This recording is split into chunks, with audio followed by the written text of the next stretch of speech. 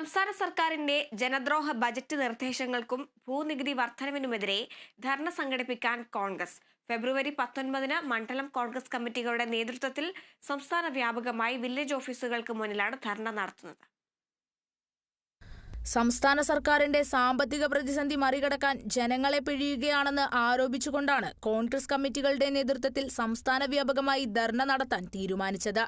ഭൂനികുതി വർദ്ധിപ്പിച്ച് 100 കോടിയുടെ അധിക വരുമാനം കണ്ടെത്തുകയാണ് സർക്കാരെന്നും അതിന്റെ ദുരിതം പേറുന്നത് സാധാരണക്കാരാണെന്നും കോൺഗ്രസ് ആരോപിക്കുന്നു. പുതുക്കിയ ഭൂനികുതി സ്ലാബ് അനുസരിച്ച് പഞ്ചായത്ത് പരിധിയിൽ ഒരേക്കർ കൃഷിഭൂമിയുള്ള കർഷകന് 500 രൂപയ്ക്ക് മേൽ ഭൂനികുതി അടക്കേണ്ടി വരും. ഇനിയത് മുനിസിപ്പൽ പരിധിയിലാണെങ്കിൽ ഒരേക്കറിന് 925 രൂപയും കോർപ്പറേഷൻ പരിധിയിലാണെങ്കിൽ 1850 രൂപയുമാണ് ഭൂനികുതിയായി അടക്കേണ്ടി വരുന്നത്.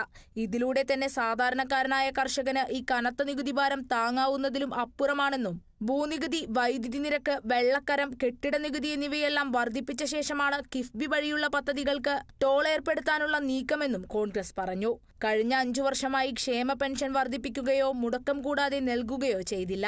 സാമ്പത്തിക പ്രതിസന്ധിയുടെ പേരിൽ എല്ലാ ക്ഷേമ പദ്ധതികളും വികസന പദ്ധതികളും വെട്ടിക്കുറച്ച സർക്കാരാണ് ബജറ്റിൽ വീണ്ടും പൊള്ള വാഗ്ദാനങ്ങൾ നൽകുന്നതെന്നും ലിജു പറഞ്ഞു.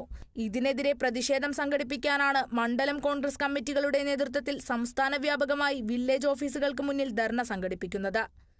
Kerala vision news, Thiruvananthapuram.